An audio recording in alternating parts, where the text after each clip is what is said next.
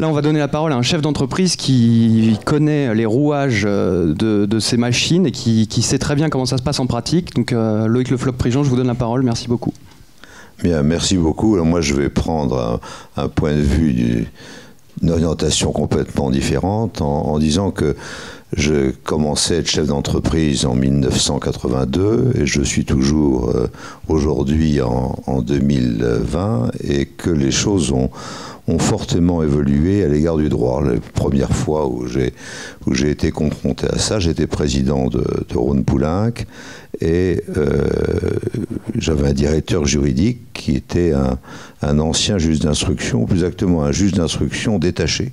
Ça faisait des années que il y avait un juge d'instruction détaché à Rhône-Poulenc. Alors on me dit, c'est parce qu'elle était nationalisée, pas du tout. Elle n'était pas nationalisée précédemment, et c'était toujours un juge d'instruction détaché qui venait. Et alors, le juge d'instruction est arrivé dans mon bureau, j'étais un peu surpris, et il m'a expliqué comment, compte tenu des pratiques que Rhône-Poulenc avait avant mon arrivée, en 1982, j'allais tout directement en prison, compte tenu de toutes les exactions qui étaient faites par mon groupe et dont j'étais responsable.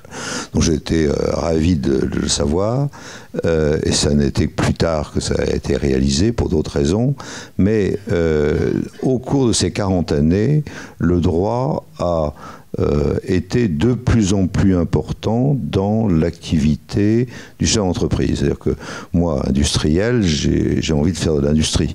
De la bonne industrie, c'est-à-dire aller dans les usines, travailler, regarder. Bon. Alors, on admet que le directeur financier a de l'importance parce qu'il faut regarder si on fait du résultat ou pas, mais disons que d'abord, on essaie de faire la bonne industrie, de faire de la science, de l'industrie, de la technique, essayer d'être innovant, travailler correctement, mais disons que le juridique passe en seconde zone. Eh bien, lorsque je vois la situation d'aujourd'hui en tant qu'industriel de petite entreprise aujourd'hui, avant j'étais en grosse, le temps passé aux affaires touchant le droit a augmenté de façon considérable. Donc, pour un chef d'entreprise du temps en 1982, j'étais à 1%. Aujourd'hui, je suis bien à 20%. Puis, si jamais je n'ai pas un avocat, je ne m'en sors pas. Alors c'est gentil pour tous les gens qui sont là aujourd'hui, qui sont de jeunes avocats. Enfin, disons que j'ai passé quand même plusieurs dizaines d'années de ma vie, au moins 20, sans avoir vraiment besoin de passer autant de temps sur les affaires juridiques.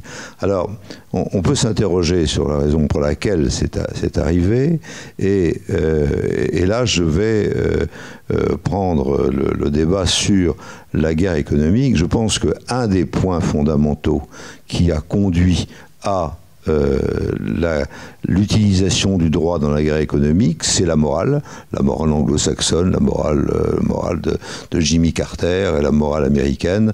Vous n'avez pas le droit de corrompre, et ça, je l'ai vécu de manière extrêmement ciblée au moment où j'étais dans le pétrole avec Elf Aquitaine, et où, dans un dossier que vous reverrez peut-être dans les livres d'histoire plus tard, qui est le dossier du Nigeria, le Nigeria était dominé par le pétrole, il l'est toujours, c'est-à-dire 80-90% de ses revenus, c'est le pétrole, pays explosif en termes démographiques, et c'est un pays que depuis les années 80, on considère comme le plus corrompu de la planète. Alors, au bout de 40 ans de combats acharnés des Amériques, les USA, pour faire la morale aux Nigérians, le Nigeria est toujours le pays le plus corrompu de la planète. Alors bien sûr, les Américains n'y sont pour rien, puisque c'est eux qui sont là. Ils sont là majoritaires. Et moi, j'ai été un petit pétrolier essayant de m'immiscer dans les grandes compagnies anglo-saxonnes. Et à un moment, le général Babangida, qui est le général président du Nigeria, les Américains n'en veulent plus. parce qu'il considère qu'il est corrompu. On se demande qui le corrompt, puisque il est essentiellement mis là, il a été essentiellement mis là par les Américains. Et alors on m'appelle dans ce qu'est le palais de l'Élysée en disant il faudrait quand même que vous fassiez un petit geste. Les Américains nous demandent de faire un petit geste vis-à-vis du Nigeria. Un petit geste, très bien. Alors je me voilà embarqué au département d'État américain. Et au département d'État américain, on me dit, ben voilà, il faut que la démocratie arrive au Nigeria. C'est normal, c'est bien. Donc, il faut que M. Babangida s'en aille. Ah, je dis, bon, très bien. Oui, mais ce serait mieux si il partait tout seul et qu'on pouvait faire des élections et travailler correctement. Ce serait quand même mieux. Elle dit, oui, d'accord. Oui, alors il faudrait le convaincre de partir. Ah, oui, très bien. Et alors, mais encore, ben, dit, bon. Et donc, le département d'État m'a donné un chiffre, en considérant que c'était un chiffre qui pouvait être partagé entre les groupes pétroliers, dont j'étais, mais en minoritaire, mais c'était à moi de négocier. Je dis, très bien, donc je suis rentré voir le président de la République de l'époque, que vous connaissez, et je dis, ben voilà ce qu'on me propose. Il me dit, écoutez, si ça peut aider, allons-y. Et donc, j'ai négocié la commission donnée à le général Babangida pour qu'il parte. Et ensuite, j'ai été remboursé par les sociétés américaines. Donc c'est ça la morale américaine. Et j'ai toujours considéré que c'était ça qui était le fin du fin de ce que les Américains voulaient. Et aujourd'hui, on peut dire que c'est là les États-Unis qui dominent le Nigeria toujours, que les sociétés qui ont été traînées dans la boue au Nigeria, c'est Technip, la Lyonnaise des Eaux, il y a eu des tas de compagnies, essentiellement françaises, qui ont été pénalisées de façon forte par les uns et les autres. Et le Nigeria est toujours le pays le plus corrompu du monde. Et il y a une corruption sans corrupteur, puisque c'est les États-Unis qui sont là et que tout est blanc. Neige, blanc comme neige, parce que c'est les Américains qui sont là. Et vous pouvez aller voir aujourd'hui le Nigeria, qui est un pays corrompu sans corrupteur, ce qui est assez original, avec un pétrole à 90 à 95% de revenus du pétrole. Alors, ceci donne une idée du niveau d'hypocrisie dans lequel on est arrivé au nom de la morale. Et je dirais que pour moi, lorsque j'ai été interrogé à l'époque dont vous vous souviendrez peut-être, j'ai toujours dit, moi j'ai fait ce qui est normal de faire, je l'ai fait parce que tout le monde le faisait, je l'ai fait de façon parfaitement conforme aux intérêts français. Les sociétés françaises dont j'ai été président ont toutes été bénéficiaires et par conséquent je n'ai rien à me reprocher à cet égard, mais la morale était arrivée, la morale anglo-saxonne, et on a considéré que la morale était plus importante que l'efficacité. Alors c'est un point capital sur lequel il faut donner quelques exemples récents. Alors, le premier exemple, c'est soudain, le 18 novembre 2018, le chef d'entreprise de Renault, Nissan, Mitsubishi se fait arrêter sur l'aéroport du Japon et incarcéré immédiatement. Moi, il se trouve que j'ai suivi les affaires automobiles parce que, comme vous savez, Renault préfère Elf. C'est ça que c'était, que je faisais lui l'Elf et par conséquent j'étais patron d'Elf, donc Renault préfère Elf. Donc j'ai suivi les affaires automobiles. Bon, enfin, il se trouve que je ne connais pas Carlos Ghosn, que je sais à peu près ce qu'il a fait, et que je savais qu'il y avait un combat de rue qui existait depuis 3 ans, depuis 2015, entre Renault et Nissan, entre les Français et les Japonais, pour savoir comment on allait nouer ou dénouer et comment faire sur cette alliance que Carlos Ghosn avait imaginée. Et dans la mesure où je suis industriel, encore une fois, je suis pas moraliste, j'avais considéré que Carlos Ghosn, dans sa façon de concevoir l'alliance entre Renault et Nissan, la façon dont il avait rajouté Mitsubishi, la façon dont il avait envie d'aller au-delà, et on le sait aujourd'hui de façon claire, parce qu'il l'a exprimé, mais je savais qu'il avait ça en tête, je disais, bon, c'est quand même assez génial, puisque on arrive, et c'est le monde moderne qui y arrive, à avoir, à partir de pièces standardisées, à faire des voitures complètement différentes. Et plus on standardise les pièces, et plus on a de voitures, plus on arrive à gagner de l'argent. Donc il avait des programmes de pièces microscopiques que vous ne voyez pas dans votre voiture, qui conduisaient à des 3 milliards de différences en résultat, et c'était absolument extraordinaire comme impression, puisque à chaque fois que vous rentrez dans une voiture, c'est la vôtre et vous avez l'impression qu'elle est différente de toutes les autres, et à l'intérieur d'une Renault, vous pouvez trouver du 90% qui a été fait par Nissan ou Mitsubishi sans que vous en apercevez, et inversement, que les Japonais ne s'imaginaient pas que leur voiture était majoritairement Renault en prenant une Nissan qui était leur voiture. Donc cet individu avait une tête extraordinaire, et le 18 novembre, quand le monde s'est abattu sur lui, je me suis dit, bon, bah, il va y avoir de multiples défenseurs qui vont dire, mais non, c'est pas ça le sujet. Et fort bizarrement, tout le monde a considéré que comme il avait fait une fête au château de Versailles, c'était absolument abominable et qu'il fallait qu'il périsse dans les cachots de Japon, des machins. Bon. Alors, le lendemain, j'ai appelé un peu tout le monde. J'ai dit, mais donc, vous connaissiez un peu Carlos? Moi, je ne connaissais pas Carlos Ghosn, mais vous le connaissiez. Vous avez bénéficié largement de ce qu'il a fait, etc. Ah non, on ne le connaît pas. On avait vu comme ça. Oui, on n'était pas très sympathiques. On était quand même légèrement libanais. Hein, bon, les Libanais, on les connaît. Il y a une espèce de torrent épouvantable des coups de fil. Moi, j'étais là. Moi, j'ai 76 ans.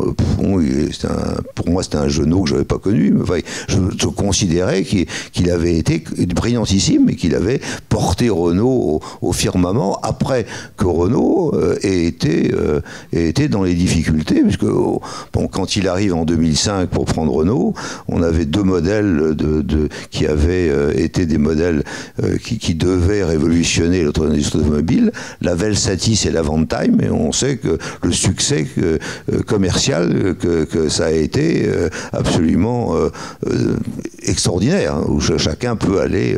Et d'ailleurs, on me l'a dit, on m'a dit, mais qu'est-ce que vous défendez, ce monsieur? C'est les prédécesseurs qui ont été brillants, lui c'était un matu-vu. Et là, c'est parce qu'effectivement, l'outil de la guerre économique qui avait été utilisé par les USA et que j'avais vu dans les USA dans ma chair, il était utilisé, il commençait à être utilisé par les autres. Donc on était vraiment, c'est la justice qui permettait de résoudre le problème Ghosn. Et cette justice arriver à le faire. Pourquoi? Parce qu'on avait fragilisé Ghosn, Ghosn étant le seul qui pouvait tenir en main l'alliance entre Nissan, Mitsubishi et Renault, à la suite des erreurs commises par le gouvernement français. Je ne dirais pas qui était le ministre de l'époque, ça va être encore, on va considérer que je suis désagréable, mais parce que on le mettait comme le seul garant de l'unité de cette alliance. Et par conséquent, la seule manière de foutre en l'air Renault, actionnaire de référence de Nissan à 43,4%, c'était de mettre Ghosn en prison. C'est ce qui a été fait. Donc on voit bien que la façon dont les Américains ont travaillé, et notre ami le disait tout à l'heure, sur Siemens d'abord. Hein. Siemens était la cible de General Electric. Il fallait tuer Siemens. Par conséquent, on a tué Siemens. Il s'est relevé, mais parce que Siemens a liquidé ses 10 cadres dirigeants pour les remplacer par d'autres. Enfin, disons qu'il fallait trouver des gens. Mais General Electric a essayé de tuer Siemens en le mettant sous la coupe du département de la justice américain. Donc on voit bien que les Américains on fait un certain nombre de choses. Alors ensuite, on a connu l'affaire Alstom avec Pierucci, l'auteur du livre sur le piège américain, qui a passé 2 ans et demi en prison à la place de son patron. On voit bien l'évolution américaine, mais maintenant, on n'est plus là. C'est-à-dire que avec cette opération Gone, on s'aperçoit qu'on a franchi une étape et que la manière de régler les problèmes aujourd'hui va être de faire ça. Donc, et ce danger évident de l'affaire Gone est perçu comme tel par l'ensemble des patrons du monde entier, y compris américains, qui se disent, est-ce qu'il faut, compte tenu de ce que je fais, aller au Japon? Est-ce que j'ai le droit d'aller au Japon? Et donc le nombre de chefs d'entreprise de haut niveau qui vont aujourd'hui au Japon est extrêmement faible. Parce que chacun se dit, mais si jamais je tombe sous... est-ce que vraiment, avec X, Y ou Z, je suis en situation claire, et est-ce qu'il ne peut pas m'arriver quelque chose? Donc, je pense que on est parti de la morale, de mon point de vue. La morale américaine, c'est clair, c'est les intérêts américains d'abord. Donc je pense que, de toute façon, le président d'aujourd'hui est éclairé en la matière. Le fait d'avoir réagi à la domination américaine avec, comme l'a dit notre collègue, la loi Sapin 2, et qui a permis à l'opération Airbus d'être traitée finalement. Airbus donne de 3 milliards, il y en a 2 qui reviennent en France, il y en a 800 millions, il me semble, qui vont en Grande-Bretagne, et puis le reste pour les États-Unis. Donc on voit bien ce qui a eu lieu. Et d'immédiatement, après cette affaire Airbus, il y a un conseiller de Trump et de Trump lui-même qui dit, bon, finalement, il faudrait revenir sur la FCPA parce que c'est pas bon pour les intérêts américains. C'était bon à un moment, c'était bon pendant un certain temps, mais c'est plus bon maintenant. C'est-à-dire que, on s'aperçoit que les Japonais peuvent mettre en tôle les gens, parce qu'il y a eu certes Carlos Ghosn, mais il y a eu un Américain qui était le directeur financier de Ghosn, qui est toujours là-bas au Japon. Donc les Japonais sont capables de faire avec la loi pas mal de choses. Et finalement, bon, pendant un certain temps, c'est-à-dire pendant les 10 ans qui viennent de s'écouler, on a maltraité les affaires européennes. On a pris quelques affaires américaines pour montrer qu'on n'était pas raciste. Mais finalement, les affaires américaines, c'était mineur. Et bon, si vous voulez, on aurait pu facilement, après avoir fait cette opération, dire, bon, on va regarder si l'entreprise Bechtel en Algérie a bien travaillé et de façon sans corrompre. On aurait été surpris du résultat, je peux vous le dire. C'est un secret pour personne, enfin pas pour un industriel comme moi, tranquille. On avait ce qu'il fallait pour en prendre quelques milliards dans les caisses de Bechtel. Bon, ça aurait mis en difficulté Bechtel, mais enfin disons que c'était relativement facile, et c'était sur la place publique en Algérie. Donc c'était même pas la peine de faire une enquête, il suffisait de lire un peu la presse algérienne. Bon, donc après cette opération, les Américains disent, c'est plus l'arme fatale, il faut que je trouve une autre arme. Donc on est bien dans la guerre économique, quoi qu'on en dise, on est bien, c'est seulement là-dedans. Et effectivement, votre profession, vous qui êtes avocat, la profession juridique judiciaire, a pris de l'importance dans les 40 ans que j'ai vécu comme chef d'entreprise, risque d'en prendre encore plus. Je ne sais pas dans quel sens, mais je pense de toute façon que les Américains sauront trouver le moyen d'empêcher les entreprises européennes de se développer. Alors il faut dire que nous, notre droit européen en la matière est pas mal aussi, puisque le fait d'avoir la Commission européenne et le droit européen qui nous met en difficulté à chaque fois qu'on peut vraiment faire quelque chose, qui est le droit à la concurrence. Le droit à la concurrence permet d'emmerder absolument chacune et chacun des chefs d'entreprise ou entreprises européennes, si on a envie.